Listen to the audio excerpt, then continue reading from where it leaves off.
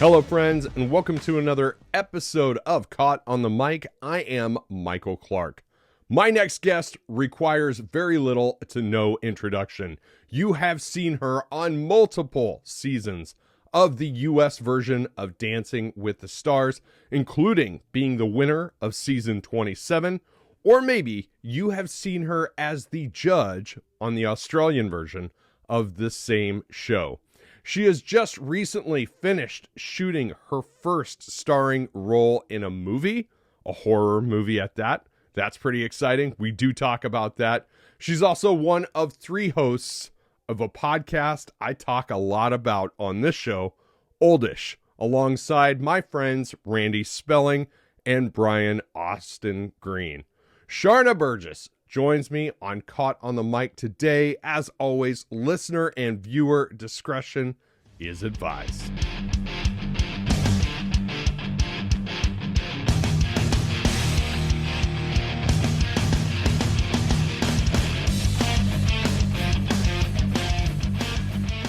Ladies and gentlemen, I have a fantastic guest with me today. We are going to complete the Oldish trilogy. We saved the best for last. You might know my next guest from Dancing with the Stars, including being the winner of season 27. And she is also one of 3 hosts of Oldish alongside Randy Spelling and my friend Brian Austin Green. She's doing a movie. It's called 3 Killer Pigs. We're going to talk about all of this. Sharna Burgess, how the heck are you? I'm so good. Save the best for last. I hope Randy and Brian are listening to this episode. That's so cute of you. Thank you so much. Yeah, we'll never tell them. I'm good. I've had, 2024 was a crazy year, man. There was lots going on there, I think, for everyone. And as you said, shot my first movie, which was wild. And I say first because it's something I've been manifesting for a really long time. Yes. Deep passion for storytelling. And have honestly kept it pretty quiet because, work quietly, keep things close until they are actually happening and manifesting. And it was the coolest experience and very surreal and just felt so right and aligned. And yeah, 2024 was wild, man. So much happened for everyone. It was an incredible year and also a really hard year, I think for everybody. So we're in 2025. It started off pretty intensely over here in Los Angeles. Right. We're hoping for it to cool down quite literally, and to go a little smoother. This Right. first 2 weeks. Yeah, you guys spent the last week of the year in the Bahamas on a trip. First week of the year, actually. Where were you? Well, first week we went to Jamaica at an incredible resort out there, and it was amazing. We had such a beautiful time. It was my gift to Bri for Christmas because 2024 we were both traveling so much and not with each other either. So we were constantly on separate schedules, and it felt like we'd get pockets of time with each other, but just not as much as normal. And we were coming around to Christmas presents, and we have all the things, like literal things. We have everything that we need. What am I going to do? A cooler piece of jewelry, another watch? Like, it doesn't really mean anything. But what we needed was time with each other. And we hadn't had a vacation, just the 2 of us, since well before Zane. And so it felt like that was something we needed to do because in the beginning of our relationship, we always talked about wanting adventure and new experiences with each other and those sorts of things. And we just haven't prioritized that for ourselves because parent life.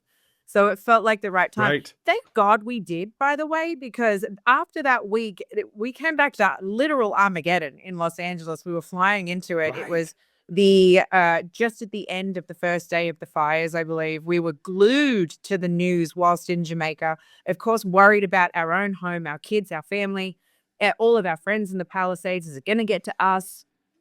And it was just really unsettling. And that entire week was, it's still awful in LA. We're still recovering. But that first week of it was just the friends of ours and the stories we were hearing and them being displaced and losing everything. And it was really heartbreaking. We had one scary day where we thought we were going to have to evacuate. And I went through the whole overwhelming but like paralyzing feeling of what do I do? What do I pack? I'd never had to be in that situation before. It was crazy to me. And I got it together to do all the important things. We rallied the birth certificates, the hard drives, the, computers and the thing, all photo albums, the stuff people tell you to go for.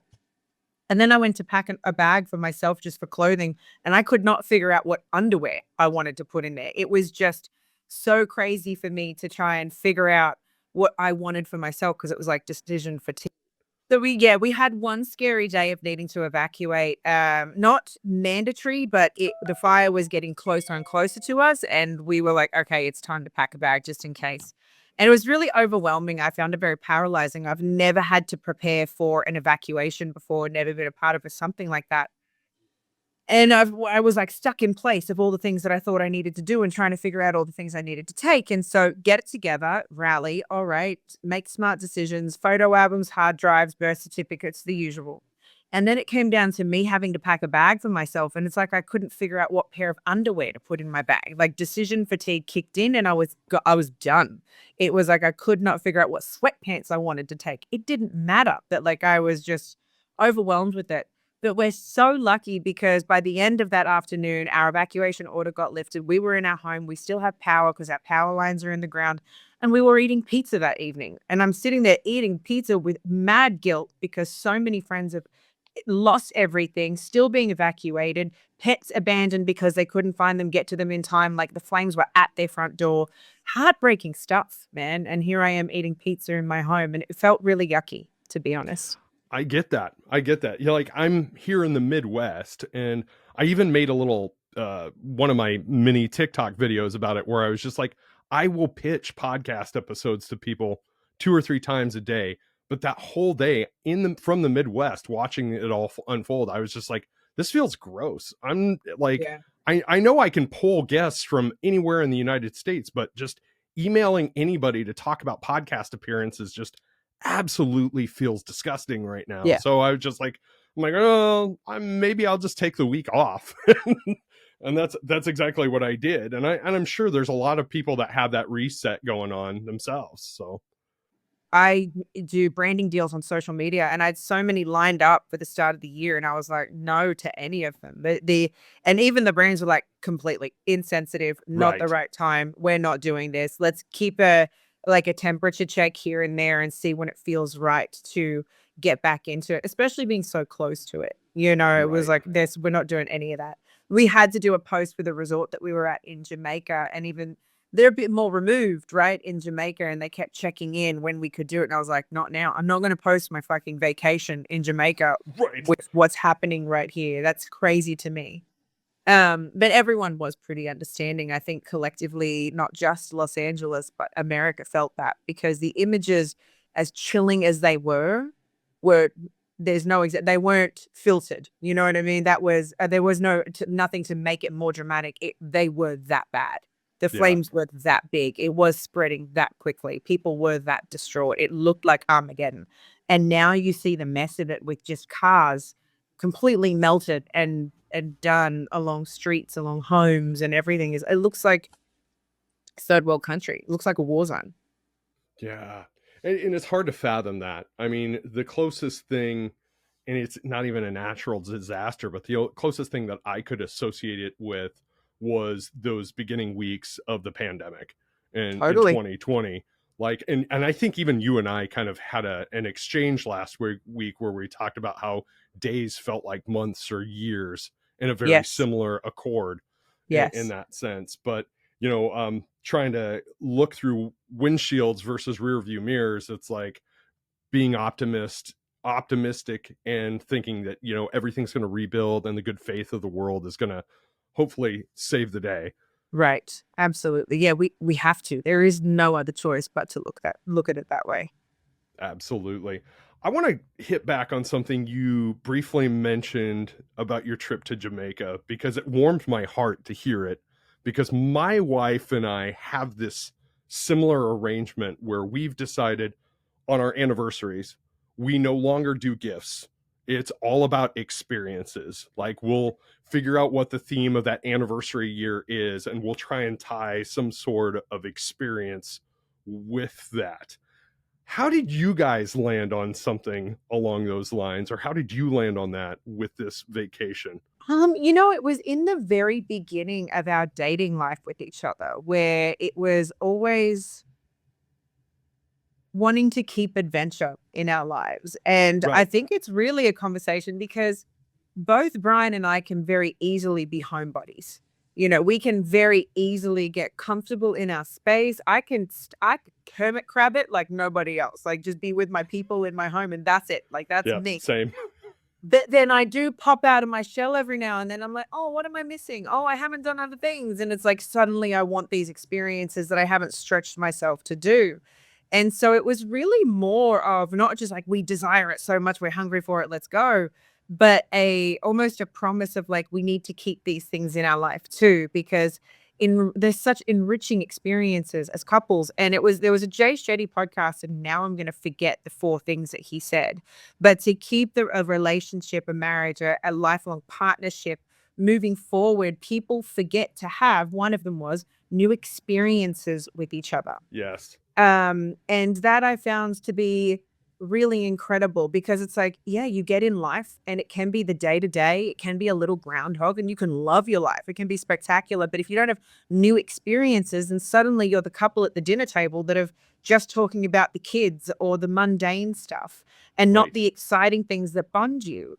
Another one was entertainment, was making sure it's not just the same TV shows, but going to source other forms of entertainment with each other, go to a Broadway show or whatever. Um, learning a new skill with each other, like learn to scuba dive with each other or learn to paint with each other. So all those things I found to be really, really interesting. And experiences was one that we talked about a lot in the beginning. I love that.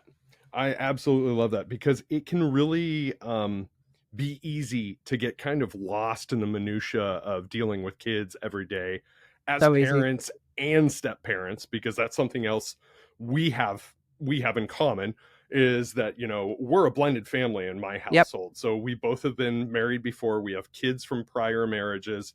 So that is its own like layer of difficulty and has kind of like a difficult barrier to entry that Yeah. it makes it really easy to lose sight of the importance of bonding and that relationship with your partner.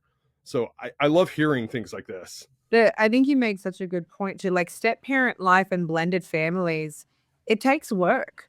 You're not just balancing the dynamics of your immediate in your home, you're considering the dynamics of other people elsewhere, the other parents, the other kids, if there are kids in that other home. Like in what you're constantly thinking and managing and balancing all of these other dynamics. So you 100% forget to take care of just the two of you together. That's like long gone and forgotten because you prioritize your kids' happiness and health and wholeness over your own. We do that as parents too. And then suddenly you're like, I'm just feeling like that something is missing. And we don't ever want to get to that point, right? And we Right. certainly get to our points where we're like, damn, I feel like I haven't even seen you in months, but we've been in the same house. You know what I mean? Like when did we Yes. last connect? And Yes. so we always are very open and transparent with each other when we're like feeling that way, and we make time for each other and do those sorts of things. And to make it meaningful too, it's not like, fine, let's just go to dinner. Like that doesn't work for anyone. You know what I mean? That also becomes boring and numb at some point. It's these new experiences, doing fun things with each other. It just makes such a difference in your life. And so it really helps us. For sure.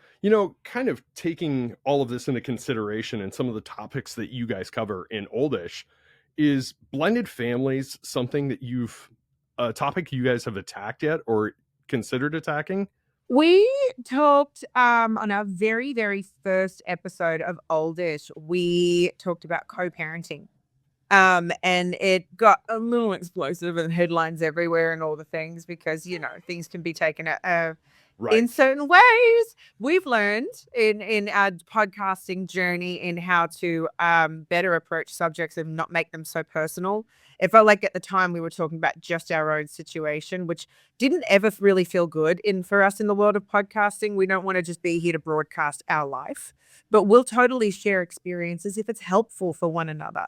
And we certainly didn't want the podcast to come off like we're trying to poo-poo anybody or like throw shade at anyone. It was just sharing experiences. But of course, headlines can get written a certain way about those experiences. And it was like, oh, that feels yucky.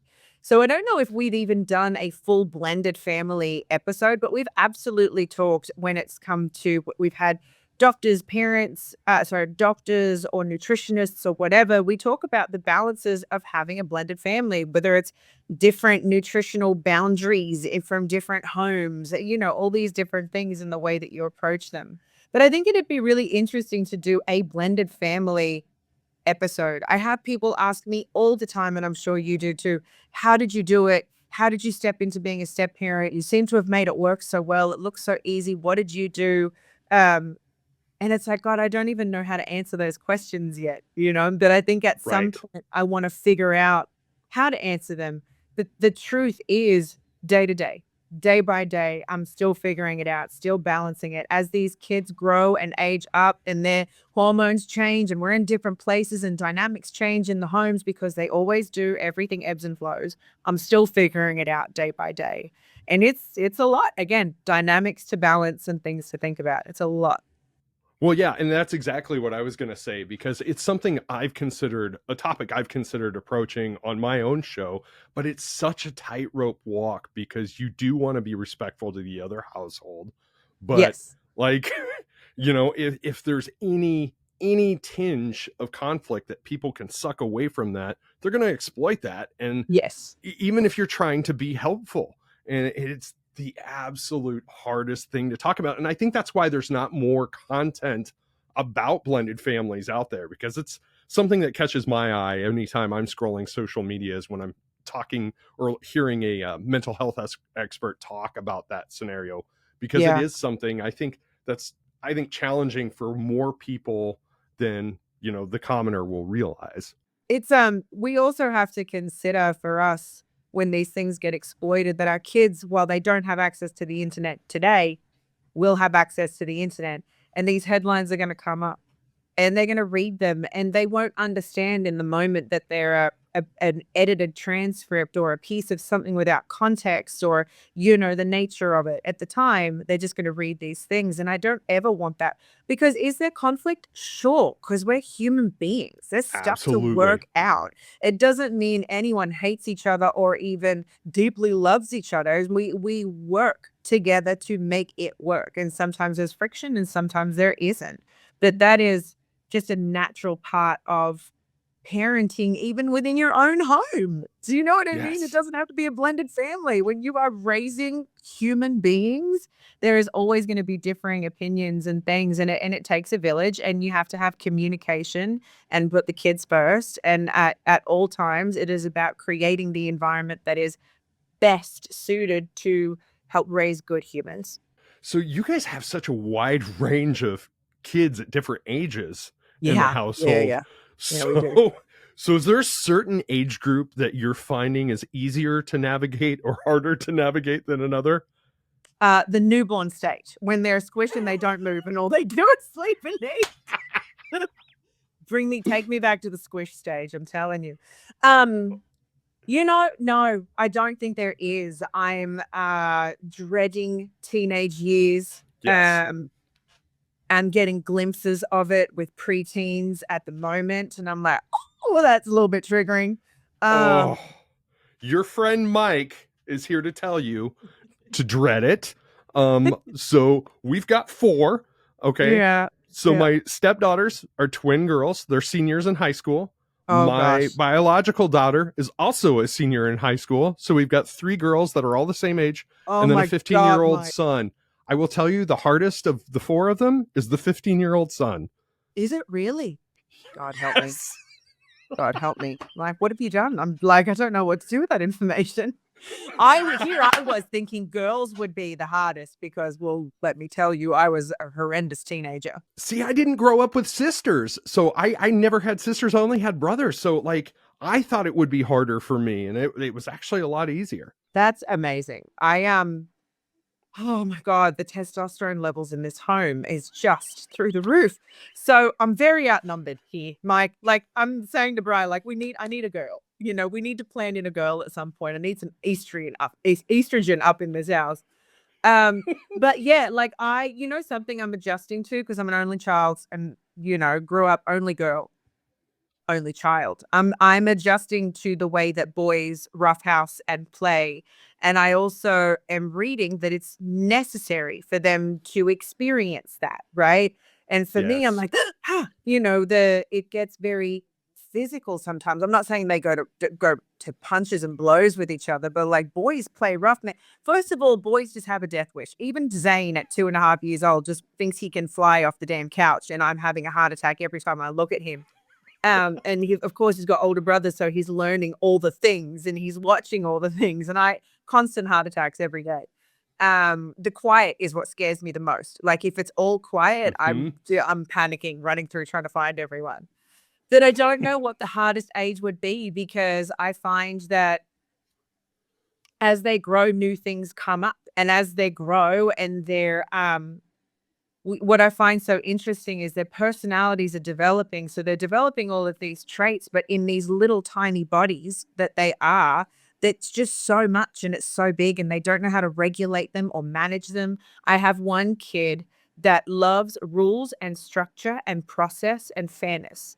That the way that that comes across is being a little bit of a rat at school sometimes, telling on people, and a little bit of a dictator in telling people what to do. And so we're managing that right now, that they can be beautiful qualities of the things that he finds important, that that he is not a parent and he's not a teacher and he's not to push those things onto other people. Like sometimes you got to know when to just be a friend and a mate, and weigh Right. up whether it's really your business to step in or not. And that's a big one. Is it my business or is it not my business? Is someone in danger or are they not in danger?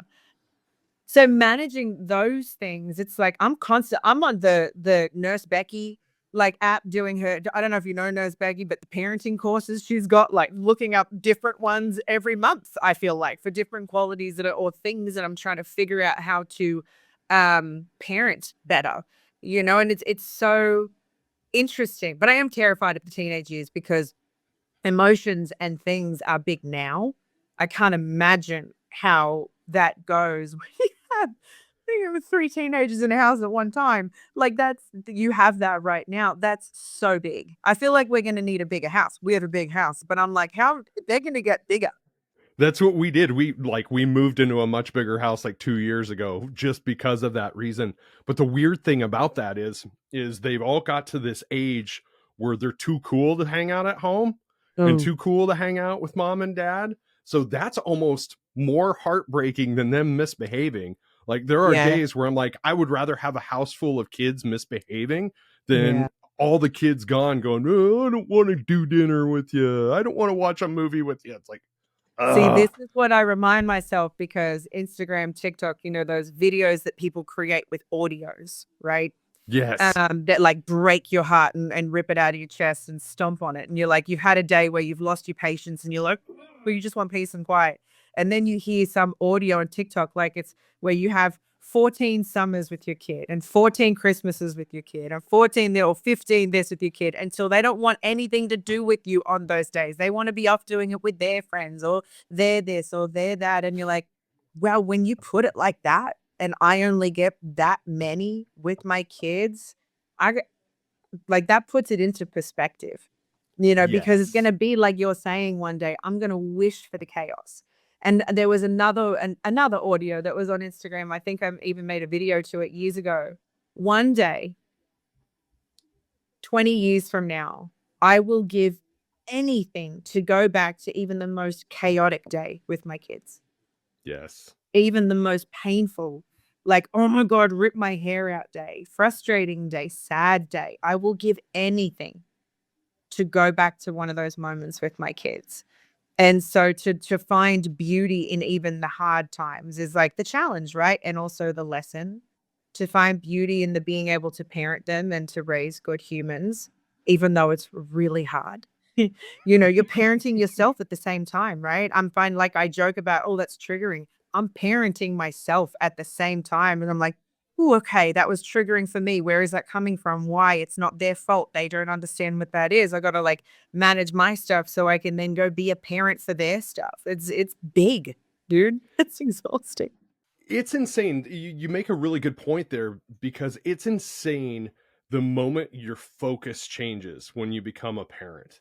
And it's not right away. I don't think it's right away. I think it's kind of a slow climb as they start to age. Then you start learning more about yourself along the way.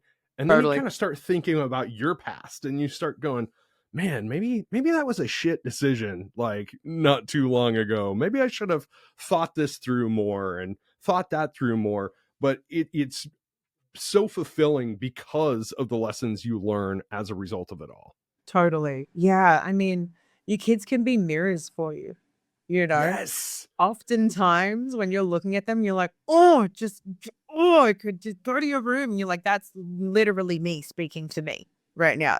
This is some of my kids being a mirror for me, trying to show me something that, I can heal within myself and help this person, not have to go through these triggers and reactions. Like I can see it, I can manage this differently for them instead of just adding fuel to the fire in a sense. It's very interesting. I love this line of conversation more than I can even express, because I don't think there's enough of these out there. But Probably. let's kind of step back a little bit and kind of tie this in with discipline. You are really well known for your dance, for being one of the best dancers in the world. See, I'm just gonna shine you up this whole episode. I'm just gonna Save the leave while best you for do it. last, All best right? Yeah. dancer in the world. How has that influenced your parenting style and just the overall the way that you've lived as a human being? Is that discipline that you've learned through dance? So I find it really interesting. Here's where like step parent life comes into play. I came into my baby's life, what, 4 years ago. Mm-hmm. And so I grew up very differently to them. The way I grew up, I was in a country town. So mom and dad had me in all the activities and all the things. And I loved being social. So I was in sports, I was in stuff at school, and I was also in dance, and I was always doing something.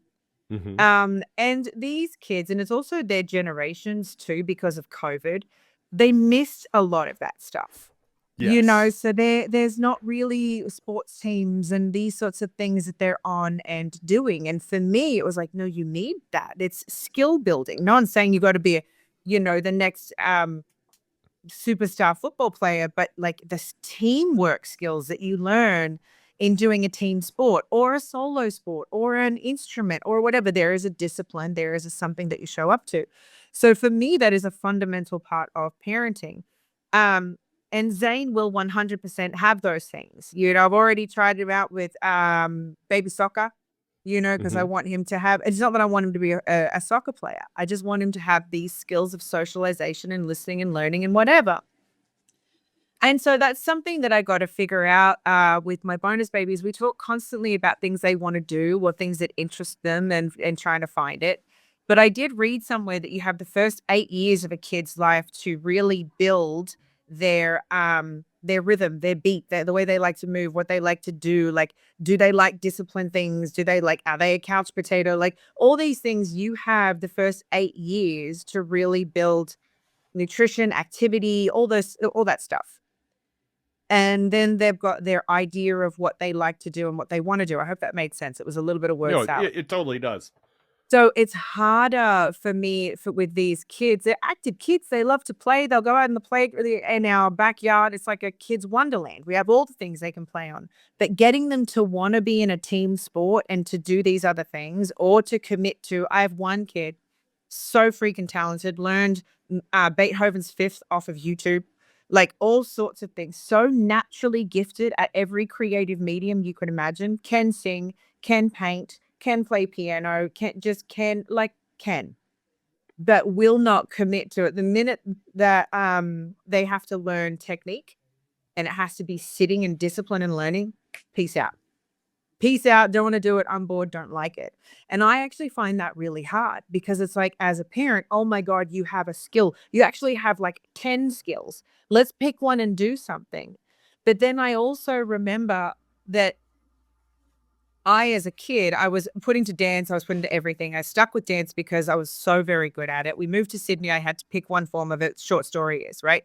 And I Yeah. was in ballroom dancing 7 days a week, pretty much. I got to the age of 15. I was wishing for a way out to be a normal kid because even though I loved it so much, my parents went full on into like, we're dancing, our dancing family. We are dance parents. We're doing all the competitions, all the things. And it became too much. And then I busted my knee, had 2 years off the floor, and then after that, it became my choice to go back into dancing because I missed it. That was at 18. Yeah. And so that plays on my mind when I think about my kids and these skills that they have and how hard do I push them? And it's a line that I'm always playing with, especially because step parent life, I don't want to be the step parent that keeps pushing them to do things if they don't want to do them. I think with Zane, it will be a little different because from his very, very formative years, he'll be in activities and doing things, and he'll be in baby sports teams and after schools. I'll put him in dance. He can try it out. We'll see what he wants to do. He loves to sing right now. Who knows where we go with it? Right. But I'm gonna put him in stuff for him to feel it out and try it and have him enjoy going and doing stuff and experiencing stuff and learning stuff. I love being a student. I love Yes. learning. Give me a new skill. I want to learn it. Give me all the stuff. But these guys are like, nah. And I'm sure they'll have other things. They're going to have long careers and be very successful. But because of the way I was brought up, I'm not 100% sure on what the best way is to guide them and what to do. You know what I mean? Because it's very different to what I would have done. Does that make sense? Oh, absolutely. But, taking the optimist viewpoint on it, it sometimes will find them. Oh, totally. Yes. And I think it will. Very similar to you guys. We have a very right brain structured one of our kids in our house, and to the point where yours manifests in leadership, ours manifests in a form of OCD a little bit. She's a little Yeah. OCD, and God love her for it. Yeah. But I also have a very left-brained child too, and it's my biological daughter, and she is very very creative, fantastic painter, fantastic musician. Like I grinded for years and years and years trying to make it as a musician. This girl's got more talent in her pinky than I do in my entire body. But if I sit her down and I say, hey, let's go into the studio and let's record something, she's like, no, I don't want to do that. Totally. Brian's the same, he's an MC. Do you know what I mean? He had a rap album in the 90s. He still makes beats. He's got some incredible stuff down there that he's working on and new stuff that's actually been coming his way. And he's always wanted to do something with his kids. And the one that is so incredibly musically talented can sing beautifully, by the way. And he was like, hey, let's do a track together. No. This is a kid that, by the way, sang Castle on a Cloud at like the age of 7 at a school thing, and parents were sobbing. Like, can sing type of thing. Yeah, crazy. And it's heartbreaking. Gosh. It's heartbreaking because I'm like, oh my God. And also they love to act and is currently at a talent level that could be on Broadway. You know what I mean? Like, without having any lesson. It's just raw talent. People have come to see plays, The Lion King, actually, and their comments were like, oh my God, who is that? And it's like, yes, I know, but trying to figure out how to nurture that but not be a stage mom and push it too far, because I could so easily be a stage mom, because it's my passion, right? Performing arts, I would be in it. Oof. God help Zane if he's into performing arts. Like, I'm in it. You hooked me with the Les Mis reference, because it was when I was a teenager and in my early 20s, my dream was to always be Jean Valjean. But my daughter did something almost similar. Last year, she did a thing at a talent show where she sang Adele's "Love in the Dark," and my God. So I'm sitting there with my phone videoing this thing, and I'm like, I hope nobody's seeing me, because I got like tears going down. I'm like, big old macho guy with a cell phone. That was me, but it was Hakuna Matata at the stopping. Spectacular. Absolutely spectacular. Oh, I absolutely love that. So let's touch on your first movie experience, Three Killer Pigs. I know, What is crazy. this all about? Let's talk about it. Isn't it wild? I have always loved acting. Mhm. And for the longest time, everyone would tell me you should be an actress. But for me, because I've dedicated my life to an art form, right? I was like, I can't jump mediums. What do you mean? That's like, it's not respectful to it. How could I ever possibly just jump in and be an actress? I'm a dancer. But I do, and I've always been told, even with my dancing, it was always my storytelling. It was the choreography that I create, the way that it always my storytelling, my facial expressions and whatever. This was what people loved me. It was always my strength. And so I decided, you know what? I'm gonna do it. And I sucked up, I leaned into the discomfort is a better way of saying it, of being in a room with people that may or may not know me and getting on a stage and possibly being terrible at something because I'm so used to being great at it. And it was really scary for me. And I started in this acting class, and I can't tell you how it felt like coming home from the very first class that I sat in, and how it's been a year and a half now of being in class and really and stuff like that. And it was really Bri that encouraged me. It was Bri that was like, you absolutely can do this. I would read with him on his own auditions and stuff like that. He's like, babe, you can act. For someone that's never had lessons in this, you can act. Please go and do this and take class. And I knew when I wasn't called back for Dancing with the Stars, I know myself. I know I need a creative outlet for me. Yeah. And I had to find something. And it was like, well, then it's time. It's time. The universe has created this opening for me, and it's time to do something with it. And I fell in love with it, dude. Oh, I fell in love with it. Being on I that love that. stage. Oh my God. Finding my process, creating a character, creating nuances that aren't just for dance, but as a human being. It was just, it's delicious to me. I love it so much. And so this opportunity came up to be in a movie. And I am not a horror watching person. I personally don't like being afraid. It's not a feeling that I love. So I don't really watch horror films. Um, and this film came up called Three Killer Pigs, and I ummed and ahed on whether I said yes to it because I'm like, it's not my genre. It kind of, I don't enjoy watching films like that because I don't like being, it's no shade on them. They're great films. I just don't really enjoy them. Can I do it? It's a very niche type of way of, or specific type of way of acting too. You know, Right. the screaming, getting into that like blood curdling scream and fear. Like that's a place I'd never even discovered in class before. And so I was really afraid of it. And I was like, you know what? That's why I need to do it because I'm afraid of it. And how could I pass up the opportunity for my first time being on set, Bri being there also? Like there's beautiful, safe environment. Thomas Churchill and Alex Hunt, they create the most incredible, like safe environment. And it felt like a very cool place to just try it out. Now, let me tell you, my death scene is gruesome with a capital G, actually all in capitals. It is gruesome. It's messy. Are you okay sharing the fact that you die in this? Yeah, I believe Okay. so. Yeah, I think so. Well, we're doing it now. So there you go. All cliffhangers gone. But it's a horror film. Listen, it's like there's a lot of blood, guts, and gore. At some points, everyone gets sliced up. But it was so for me, it was intimidating. Okay, I worked on it and I'm like, I can do this. I found really cool, gritty things to bring to her. I love the layers that I brought to her.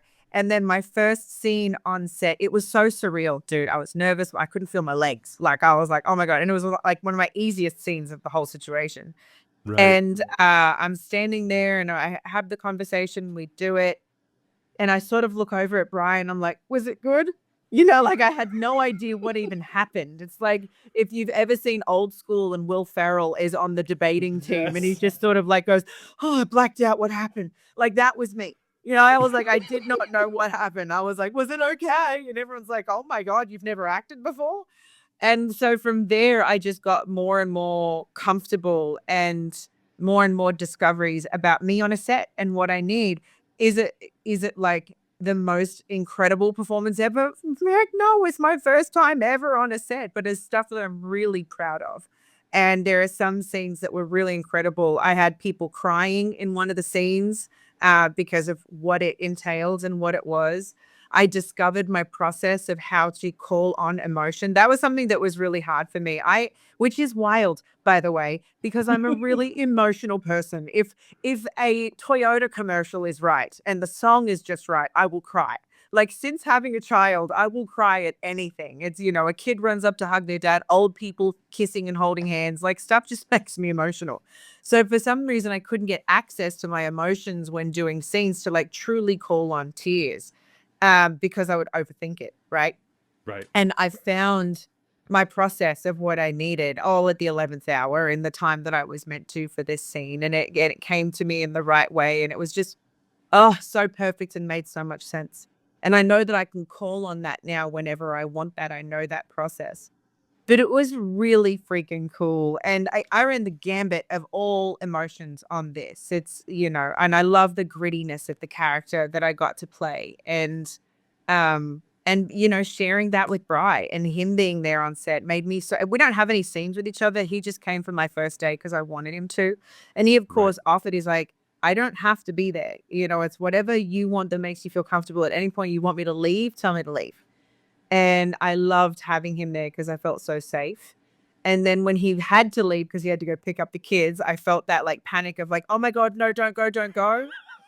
He's like, babe, you've got this. You're so good at this. Like, you're amazing. And the feedback from everyone was overwhelmingly positive, to the point where you're like, are you blowing smoke at my ass a little bit? And then you realize like, no, everyone's kind of saying it. And I realized I shouldn't deflect that and minimize it and push it away. I should receive that as confirmation that I'm on the right track and doing something cool, and that I do actually have a place in this. And so it was really dope, dude. It That's was super awesome. fun.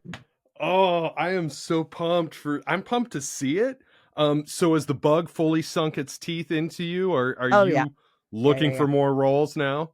Heck yeah. Yeah. Hell yes. 100%. 100%. And I want all of them. I love the gritty ones, the painful ones. Like, I want to play a drug addict at some point. Like, I want the things that I would in my life never, ever, ever be or do. Because I found that to be so, this scene and this crazy horror movie and all that stuff that I was so afraid of, because it's like, oh my God, how do I wouldn't even know. I fell in love with how fun that I get to be her, because I'll never ever be her. That how fun that I get to be her. So I forget, Yes. the bug has sunk its teeth in, dude. I'm in. I'm all in. It's hard for some people to kind of make that correlation, but I think the charisma that you demonstrate through your experience on Dancing with the Stars and just being a dancer and a performer in general, and even just watching your content that you create on TikTok and Instagram and such, that you have a natural charisma that it does not surprise me that this came to you so naturally, or it felt like it came to you so naturally. So I'm really excited to kind of see where this path takes you, for Thank sure. you. Me For sure. too. And look, I'm under no false pretense, no idea that it's just going to be an easy road. I've done one film and was very, very lucky to get on it, also because of being with Bry and Bry being connected in this space. Like, I'm not blind to that, in my privilege in that, because Right. there are a lot of talented actors that are trying for a long time to get those opportunities. And I've got to prove myself. I've got to still keep working and actually build a tool set and not think I've done a movie, I'm in it. No, I am just beginning. But I'm really grateful that I got an opportunity to experience being on set in that way, because it's very different to any experience that I've ever had. I've even choreographed a movie, but I've not been in front of the lens like that, being another person. It was very, very cool. And so I have a lot of work to do, but I'm really excited about that work. Oh, that is fantastic. Well, I think we would be remiss to not talk about it, but we have to talk about Brian's campaign to get you Ah! to be a I judge already know on what you're Dancing with the Stars. You saying. know I was going to pull this out. How much do I love that man? I come home and I'm like, I see the video. I didn't even know it was up there. It had been up for hours, and I for suddenly see, and I'm like, that's my man. Like, how could I not be? I mean, he's my number one fan. And Love that. he always wants what's best for me. He'll fight for me. He'll rally for me. He will petition For me, he's the absolute best. And he believes in me too, even the acting thing. Like he sees me and he sees what I'm capable of, but he's by no means someone that would ever tell me to do something if he like just to say it, to make me feel good. He's bluntly honest. And so I know when he says something or believes in something, it's for real. And I love that about him too. So when I saw that video, I like at first it was like, what are you doing? And then I was like, oh no, yeah, you should totally do that because I love you and that's amazing. And let's put that on blast because how cool would that be? And Absolutely. and I think he said it in his video. I don't remember really his words, but it's not a petition to replace anyone by any means. Those Right. judges are icons. You do not think of the show without seeing their faces and their names, But if there was a position to open up to be the fourth judge, I would, oh my God, what an honor. What a full circle moment. I do judge it in Australia and it's huge. I love it. It feels like coming home. It feels so right.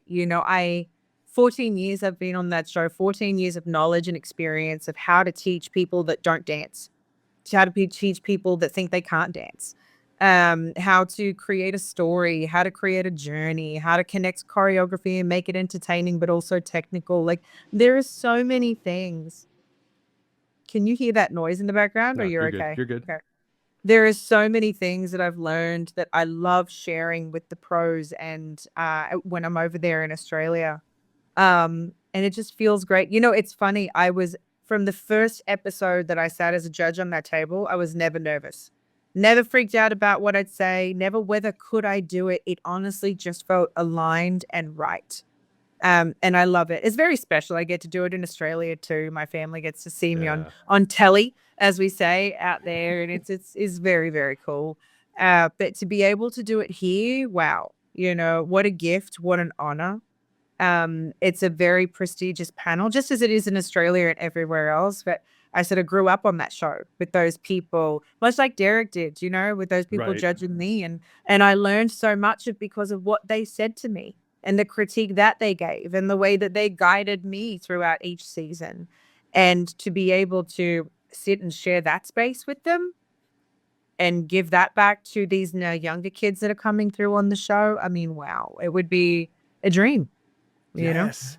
Yeah, and for those of you that are not, and I know that's very few of you, already following Sharna, the day after every episode of Dancing with the Stars, she does this great breakdown of every single dance. You're already doing the judging. You're just doing it in your own space. It's Yeah. fantastic. Thank Fantastic you. follow. It was really fun doing that. I don't know why I haven't done that in other seasons when I haven't been on. But I decided, and my approach with doing those was that there were many of the pros and people that were doing their judging critiques of the show. And I was like, that's cool. But I found what was happening and what I was reading online is people weren't understanding what the judges were saying on the live show because their time was getting shorter and shorter. It's not that the judges don't know how to say it. It's that sometimes they had literally 20 seconds to get their critique out. And I thought, let me help them out a little bit. So my goal was to be like, okay, so Carrie Ann said XYZ. This is what she means by that, and show it and describe it and help them better understand what the judges are saying because we got such a new massive audience this last season of Dancing with the Stars too. And some of them are like, wait, what is a cha-cha lockstep? They knew coming into this game. It's the young crowd and I freaking love that. And I wanted to help educate them and catch them up on the things these judges are talking about. That I do have, I've always had a knack for being concise and being able to explain things in like layman's terms. So people that have never been dancers can understand what a frame means, what the posture means, what these crazy, silly words are that we use to describe dance. So other people can understand them because that's what I had to learn learn being a pro. No football player is going to understand samba walk, cruzadas walk, what any of the things that we use, even frame is like a picture, you know what I mean? There's all this language that we have to explain. And so I found people needed that and I just filled that space. I love that. You could almost grab another former pro and start a weekly recap podcast. It's hard because so many people do it. Yeah, that's true. That's true. I say so many. But not everybody's you. Thank you. You're the sweetest. You're actually the second person that said that to me this week in relation to something, in into something. There's a correlation there, and so I'm going to take that on board and listen. Thank you for that. Well, sometimes the universe gives you the answers that, you didn't have before. I'm so good at minimizing myself, dude. Like, oh no, everybody else does it. Like I'm so good at that, at not thinking that I could do it better. And I think there's this like thing with me that's a tall poppy syndrome in Australia. Never think you're bigger or better than anyone else because they'll cut the tallest poppy, right? And it's an Aussie mentality. And so I find my whole life I've been so good at minimizing myself that it's always minimized my success to a degree.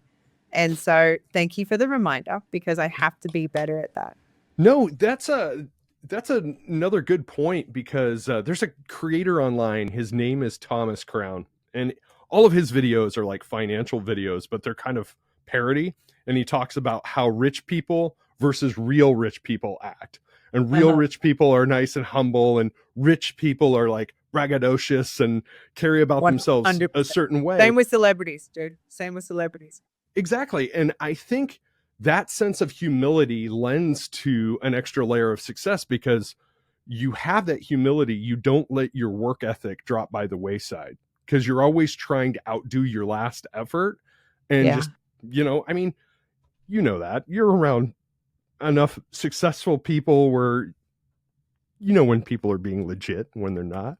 100%. You can call bullshit real quick, or at least you got to learn. You got to learn to, Absolutely. The survival skill in this business. Well, I'm not going to hold you up any longer. I have thoroughly enjoyed this conversation. Super fun. I am so glad we're friends and we're connected now. Yes, me too. My closing question is kind of off the wall, but I don't think it's going to be so off the wall with you, because I think we share a very similar mindset. What's your advice for making the world a better place tomorrow than what it is today? Kindness, courage, and gratitude. To have it for everyone, always, at all times. We can have different belief systems. We can have different religions. We can have different ways of parenting. We can have different things we like to do, but we can still be good people to each other. We can believe in different political beliefs, but we can still be good people to each other. At the end of the day, we are what creates the energy in this space, in our town, in our state, in our country. And to play into the fact that we are different, and this divisiveness only creates more of it and more unrest. But to open up and have conversations with each other and be okay with being different is, I think, the greatest thing we can do for each other, for humanity, to be okay with people being different. And to not feel like everyone has to believe in what you believe, because your opinions are not facts. And we are now not even living in a world where we can trust truly what we see and read. So to just believe that we're all good people trying to do the very best that we can. And to have kindness, courage, and gratitude at all times, in all ways, for all people. I love that. I love that. That goes in tandem with one of my favorite lines. I had a mentor tell me one time, and I've carried it through my whole life. And it is, you are an individual, but so is everybody else. So I love that. Exactly. Oh my gosh. Sharna Burgess, everybody follow her online, follow her on Instagram, follow her TikTok while TikTok still exists. At least for another 75 days. It got extended. But follow her while it still exists. Sharna, I really appreciate you making the time, hanging out with me. This has been a lot of fun. Yeah. The world is a much better place with you in it, my friend. Oh, dude, thank you. I feel the same about you. This was awesome. Thank you so much for having me.